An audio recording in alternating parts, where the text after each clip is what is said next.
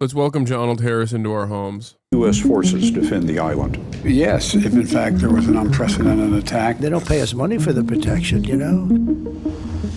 I'm standing on a giant map at CNA, getting ready to play a game about war. In Taiwan, a delicate piece looks a little more fragile. Today I'll be assuming the role of the leader of China. I am presumably the leader of the How dare PRC you. right now. Okay, amazing. And Sam, the creator of our channel Search Party, is playing the leader of the United States. I, China, have just invaded Taiwan, and I have troops there. It's been 90 days, and now Sam has to decide whether to respond and how. But wait, what's going on here? We're surrounded by experts in all kinds of fields having to do with war. And we're at an organization that does research and analysis for the US military. But we're rolling. It's shocking how Donald was able to film this while nutting so hard. Like nutting harder than he's ever nutted. It's crazy that he was able to keep it in his pants the whole time. Dice. We're playing on a giant game board.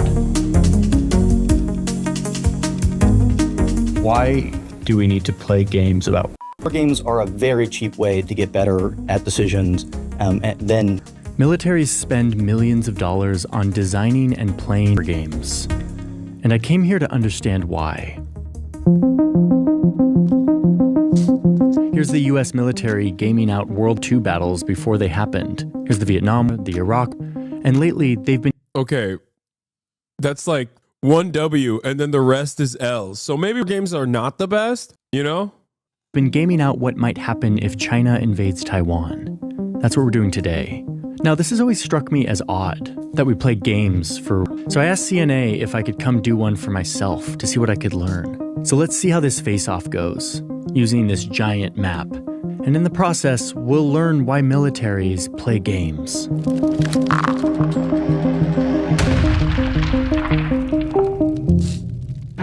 Okay, so here's how it works. The game designers have created a scenario where I, China, have invaded Taiwan. For 90 days, we have had boots on the ground in Taiwan. And all these blocks represent the weapons, the vessels, and troops that I have. This is so dumb. If China has already militarily occupied Taiwan for 90 days, what the f is the American government supposed to do? Nothing. Let them have it at that point then. It's so stupid. That means it's over.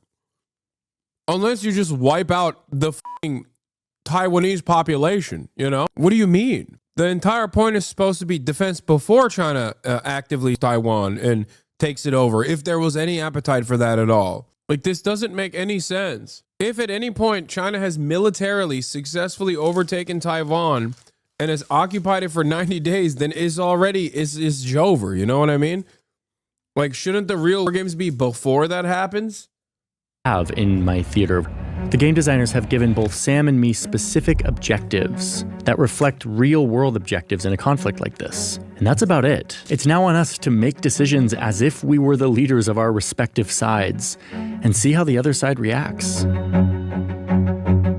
While Sam is consulting with his advisors on the first move, I start thinking about the countries in this region. How do I use this moment to undermine confidence in the US? To make the US look less trustworthy? Right away, I'm feeling like I have the upper hand here. I've captured Taiwan, and now all I need to do is keep the US military and its allies away. I want to make it really costly for the US, where any calculation they have to make comes with a very high cost to American citizens. We've just begun this game, and I'm already surprised at how into this I'm getting. At me that I invaded Taiwan. My worry that he'll respond and escalate this conflict. So I start working on a plan to make it difficult and costly for him to respond, hopefully keeping him out of here. We head to the map to start looking at options. I toy around with creating a blockade around the island. We'd have the advantage of proximity and speed to set up a wall that says this is going to be costly. But this is where I start thinking about the US's presence in the region, especially in Japan and Korea. There's a huge presence here.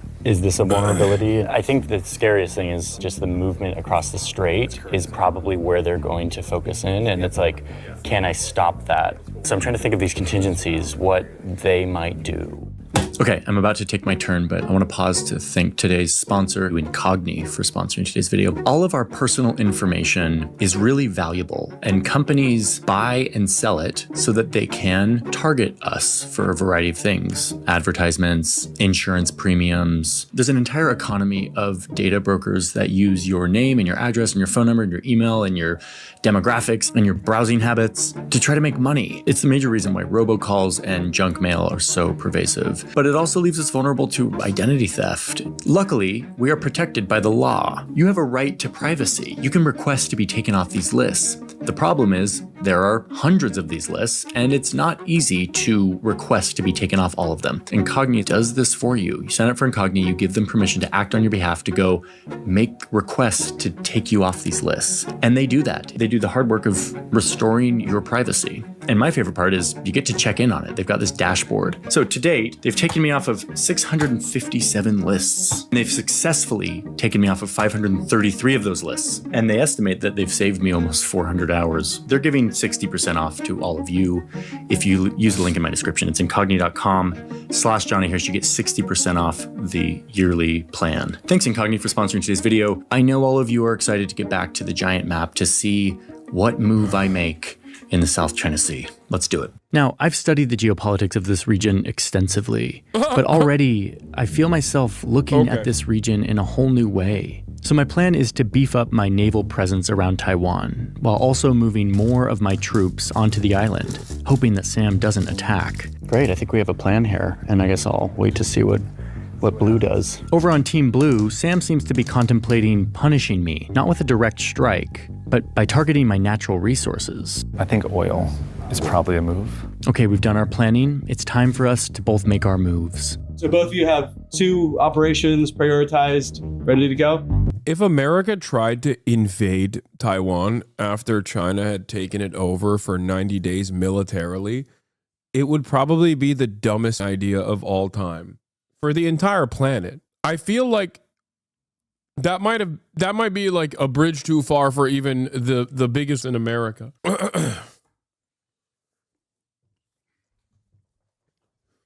This isn't to say that like, oh, the Taiwanese people would welcome the Chinese as liberators or anything like that. That's not what I'm saying at all. I'm simply talking about like state versus state, like what they have to lose in this process. I mean, look at Ukraine. Now think about Taiwan versus China, which the American government, even at this point, considers to be a part of China, even though they offer defensive capabilities to Taiwan and want to use Taiwan as a weapon to wield against China at a moment's notice. But literally look at Ukraine. First of all, I don't even know if this would be an invasion. I think it would just be the American bombardment campaign of Taiwan. Like they would just kill a shit ton of people in Taiwan. It would look like the Korea. They would just wipe out parts of Taiwan straight up, just as many people as possible. I don't know how you get out of that situation and you like successfully create an independent Taiwan. And is consolidating our control over this island and signaling to the rest of the region and to anyone else who might want to get involved that we're really serious about defending. And so we are going to move some of these naval assets to surround the island. As I make my move, the surreal experience of feeling like the leader of China continues to grow. We are not here to kick anyone out or to invade other places. We are simply here to realize our role in the region as the leader of the region, and this is our way. Bro is enjoying that a little too much, okay? Goofy ass. Way of demonstrating that, and we hope it does not escalate into anything more than it needs to. Okay, here comes the response from the U.S. China didn't act. Hi, Hasanabi. Just want to know you're all fucking losers. Thumbs up, Israel. Good luck on your continued lack of success at achieving any of your goals. Hey, man. I hate to do this to you, but the country whose flag you are flying in the chat in a positive manner is understandably seen as one of the worst countries on the planet. That was always the case in the global south, but it's certainly now even the case in Western Europe. So no matter how much you feel like you're fighting the good fight, that flag is only associated with genocide because that's the only thing that people know Israel, the only thing that people associate Israel with now. Good luck, though. I think being an annoying, rapacious scumbag while simultaneously trying to defend Israel by attacking all of the people who are critical of Israel will certainly win people back on to your side. Any day now, people are just going to be like, no, I love Israel, actually. Good luck, you little Nazi. Have fun with your little Nazi state that is a fucking pariah of the world now. You are accomplishing nothing. We are killing terror babies. Active aggression. Bro, that's true. US aid is cut. And now Johnny's invading Taiwan. Oh my God. It took literally a week. He's showing US aid the way. Okay, he's like, listen, bitch, you don't keep that steady flow of US aid dollars coming my way, Voice of America style. I will fucking invade Taiwan. We are basically going to show them the ramifications of that. We would like to choke their natural resources from the Indian Ocean. The US military begins stopping ships that are bringing oil to China. This is their punishment for my invasion of Taiwan. And this is when I realize that what matters here isn't just how I respond to this, but what narrative I tell the rest of the world that gets them on my side. Storytelling is so important in a war like this. There's no international legal basis for this behavior. The U.S. is a lawless, hypocritical state that bullies its... Facts. Oh my God, this is my favorite Donald Harris video so far. He's speaking facts. He is. U.S. is a lawless, terrorist nation. What the fuck is it doing in our territorial waters? Is a great way for Donald Harris to defend on the propaganda front. Respect. Adversaries. What we're trying to do here is to show them that they've made an error and that... Yeah, this motherfucker is pissed that the USAID funding got cut, dude. We have multiple ways to punish them. I'm kind of riffing here, but soon I find my narrative and I start to hit it hard. We are messaging to the world that this kind of behavior of bullying our commercial ships and our energy resources is threatening the whole global economy. I decide to move some Navy ships over to this important choke point in the global economy near the Suez Canal, Djibouti, where China has a base, from which I can monitor the flow of goods and resources to my region. Yeah, there's some other critical allies in that region as well that could be helpful to Chinese interests, I think. Something to consider. Djibouti. We will move a ship over to Djibouti here. It's not intervening in any way, it's just here in case things get a little more real. I'm particularly interested in what do the countries... Yeah, bro became Yemeni in the second turn. Exactly. He's like, you know, we got our wonderful allies here in the Ansar Allah movement. We've given them hydrogen fuel capabilities. They now have drones that can go thousands of miles. Okay. We will be using those drones. We will be using the Ansar Allah drones. They will be stepping on the American and Israeli flags over and over again as they send drones. Also in the South China Sea and in East Asia feel. They're worried that China is expansionist and they much prefer the U.S. to continue to... America saying, we worry that China is expansionist is so funny. Like, dude, why are you there? Like... Why are you anywhere that's so far away from America on the other side of the planet in the ass cheek of China? And you're like, man, China is so expansionist. We have to counter them. Be the one policing free trade in this area, then have China suddenly play that role. We roll the dice to determine how other countries in the region are reacting to all of this. +2, so yeah. The tie means that we adopt the assumption that the neighboring countries are split. The game adjudicator, who's kind of the referee, helps move things along in a realistic way. There's an active debate in the Southeast Asia region over who is the right guarantor of their safety. No, there isn't. Most people in the region are perfectly willing to do cooperative security agreements with China in the South China Sea, with one notable exception, and that is Pinoy Gang. That's it. That's the one holdout. Pinoy Gang is the only holdout in the region. That's it. The Swagapinos are the only ones who are like, nah, we can't be. We're not fucking with China. Same way the EU is willing to cooperate with Russia instead of the US. I mean, no, not in the same way at all. I think there's a difference between the inherently antagonistic relationship the European Union countries have had with Russia versus the cooperative security agreements that like have already been established, with the exception of the Philippines. Tensions are rising here as we go back to our advisors to plot the next move. And while we do that, let me briefly get you up to speed on why. I also don't think that if the Philippines were used as an unsinkable aircraft carrier for the United States of America, that they wouldn't also be voluntarily welcoming Chinese development projects into the country with open arms. They would as well. Why we're doing this in the first place. Turns out that playing games about war has been around for a while. As long as there has been war and solid maps. Bro, I don't care about the war games, man. History of war games is boring. Get back to how you're going to dominate the region, Military John. leaders have wanted to try to simulate how a war could play out before it happens. People have been playing games about war for thousands of years. Ferdinand Marcos was deposed in a revolution, and he fled to the United States. His assets were kept in U.S. banks, and he holds the Guinness World Record for biggest theft against the government. His son is singing America's tune to get the riches back. About a game, it's about having an opportunity to think about things outside of actually having to do it. But it wasn't until the early 1800s that wargaming became more formalized, a serious tool for war training and planning. Real assumptions, real constraints, real game mechanics that mimicked at least some aspects of real war. These Prussian dudes are not playing Risk.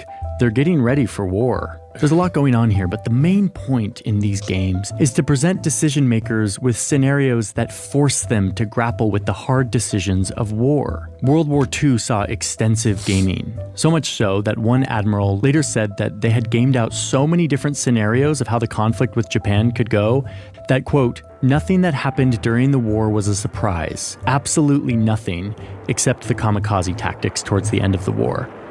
Nothing was a surprise.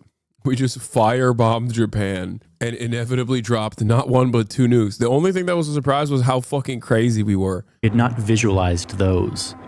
War games are practice for war. With time, these war games turned into huge productions involving hundreds or even thousands of participants. They moved on to fancy computer simulations that made it feel more and more real, more and more precise. Some of the games were there to help plan for what might happen in war, but many other games were there to help hone the skills of different officers. Bro, I've just realized gamers must be lobotomized. It was always gamers that were responsible for all the death and destruction. I'm seeing it now, right in front of me. It was always gamers. Gamers are responsible for all the bloodshed. Oh my God. To train them.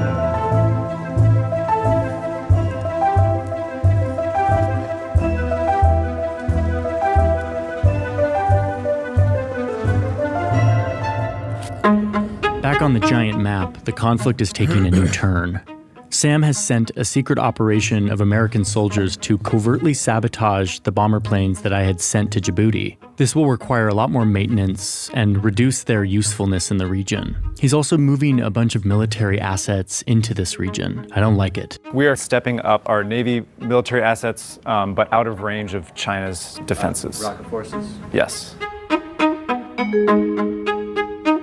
So, we have total control of Taiwan. We've built this big naval blockade around the island. They are sabotaging our natural resources coming from the Middle East. And we, China, are using this as a way to amplify to the world that the US is a lawless bully who is sabotaging us when we're just doing what we're entitled to do. So it's looking pretty good for the PRC today and not looking great for the US. I'm still feeling really good about all of this. That is, until Sam makes his next move.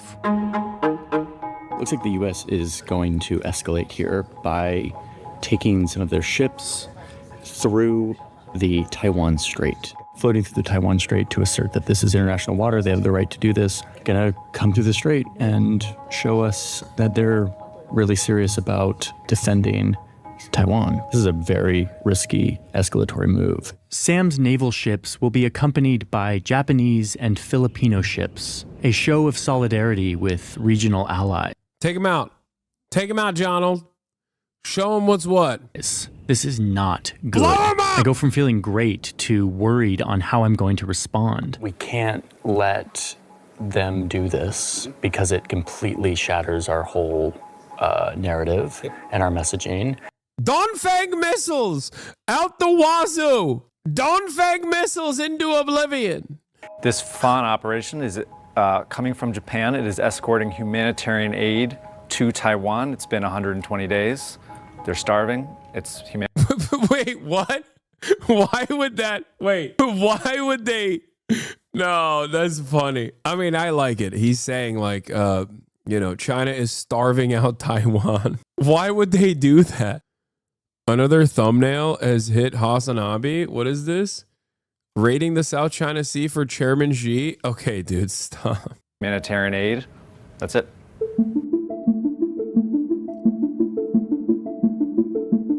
I think we have to draw the red line and say, if you don't turn back, we are going to sink something. We're not bluffing, and I want to show that. If your humanitarian ship is coming escorted by military vessels, that will be an aggressive move that we will respond to. We don't recognize your zone around Taiwan, so we are doing that anyway. We continue our same message that anyone coming into this water for any reason with military vessels is considered with hostile intent and will be treated as such. Yeah, stop being a pussy. Start bombing.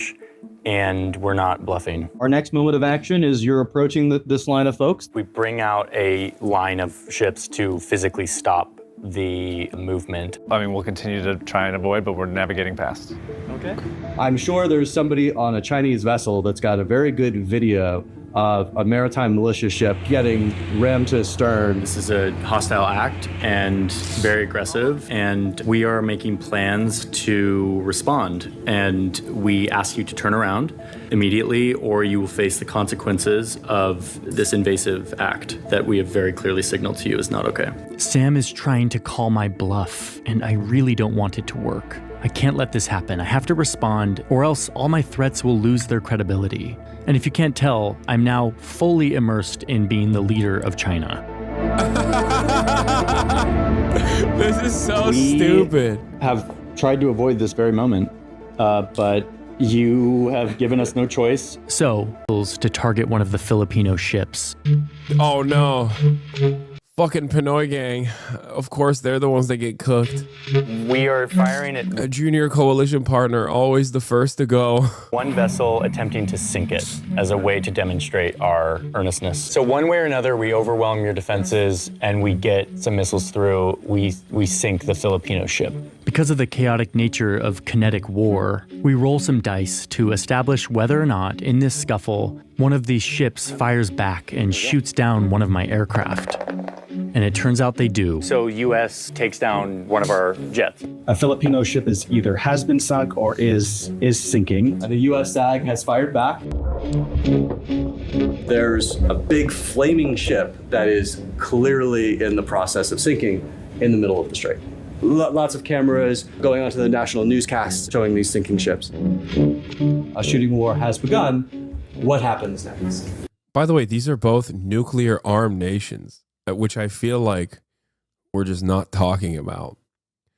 These are both nuclear armed nations that also have, not only do they have nukes, but also are directly tied to one another with trade. Trade that, if stopped, would certainly cripple America. Like, probably, it would cripple America significantly worse than China. So I don't know how, like, this is entirely established on a faulty premise. Sam acts quickly and retaliates, targeting one of my surface action groups, which looks something like this, sitting here in the Indian Ocean. Things are escalating. Our ESG in the Indian Ocean sinks one of their SAGs. Whoa. We're about to have an engagement unprecedented in modern history. The question becomes, what results from this, right?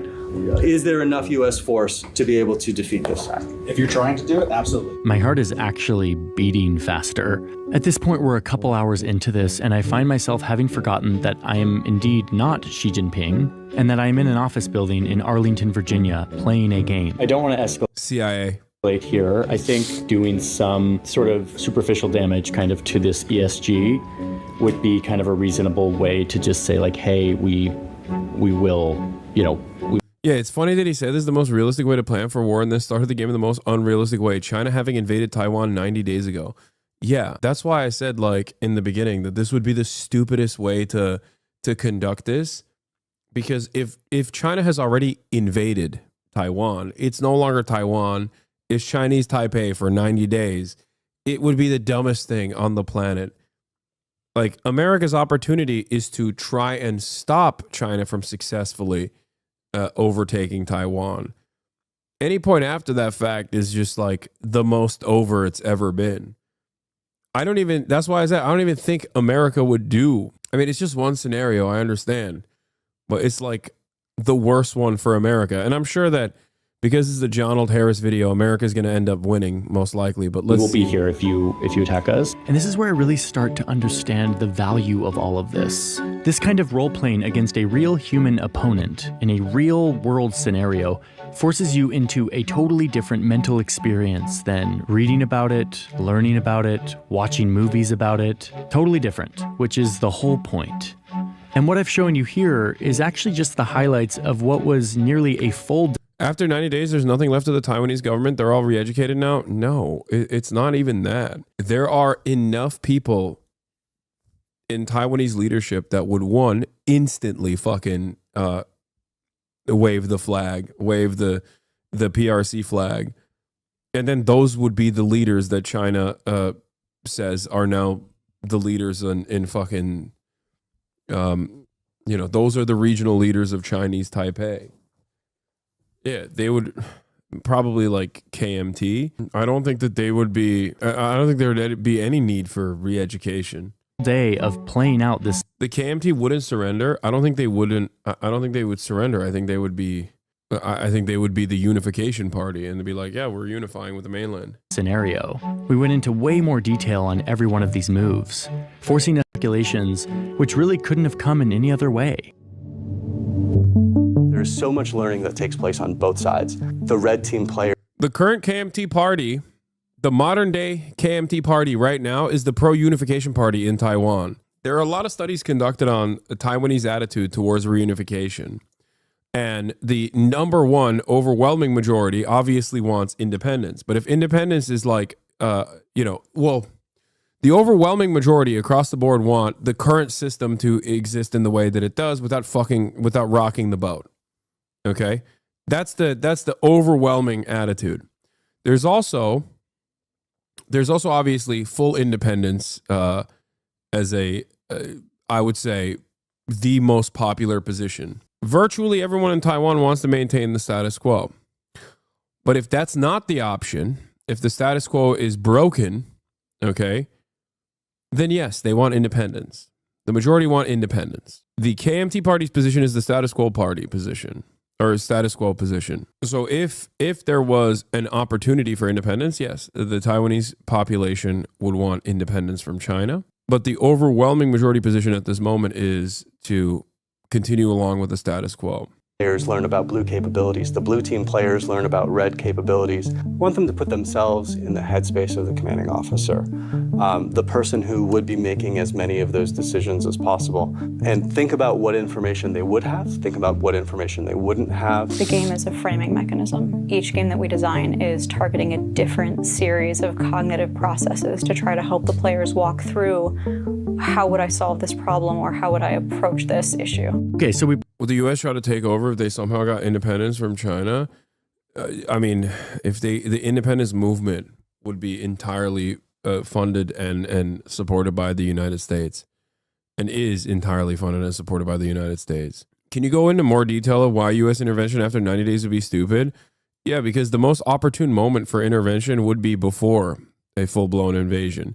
If a full-blown invasion started and it was successful, and it was for 90 full days, then the only way to liberate Taiwan would be to kill Taiwanese people. Given Taiwan's proximity to mainland China, and also given the way that Taiwan sits as an island, it would be insane to do boots on the ground. I don't think they would do that. I think they would just fucking straight up try to fund insurgency groups to the best of their ability, because they already have pre-existing relations, obviously.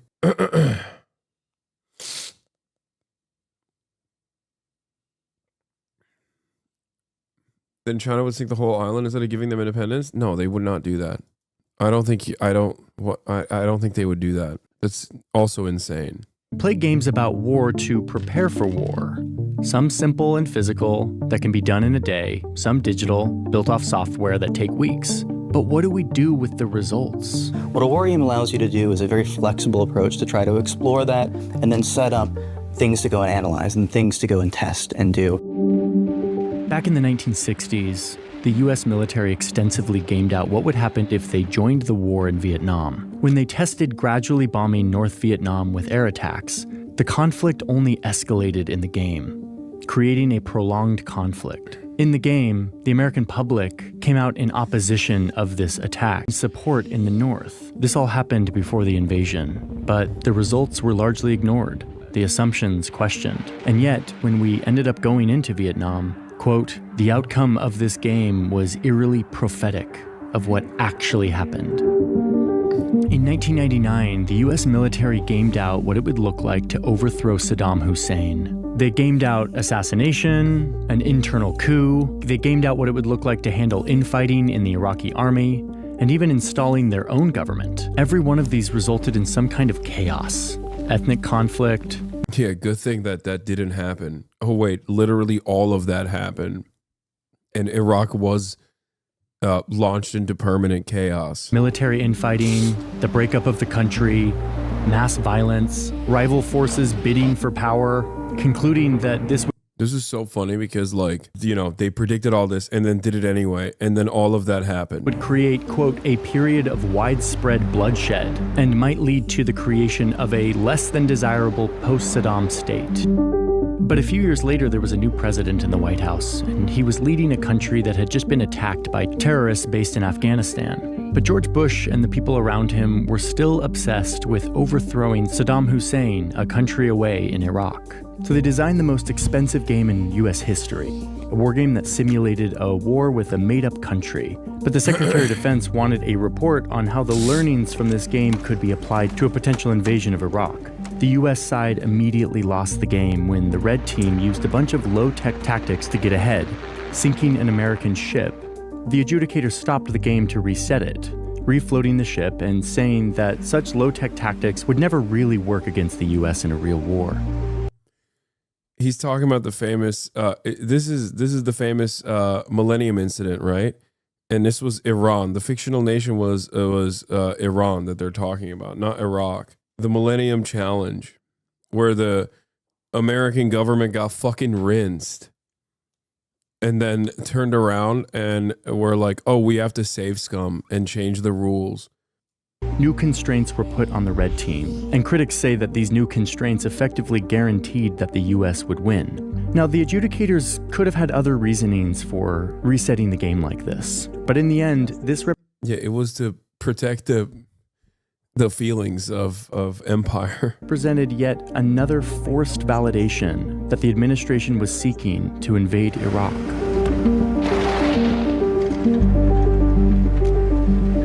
So war games can be very informative if those designing and playing those games are committed to learning from the game and not trying to get the outcome that they want. Something John Kirby emphasized to me a while back when we were... I don't know why he said this was about Iraq. This wasn't... What the fuck? He interviewed John Kirby? Bro! Okay, dude. I mean, every day I am more and more sure that this man is CIA. Setting up for an interview in the White House. Only as good as the input. Yeah. And the honest way in which you execute them. Back here on the game board, things continue to escalate, but we're out of time for today. Spending the day playing Xi Jinping taught me a lot, a unique form of learning that helped me understand the geopolitics of the Pacific in a new way.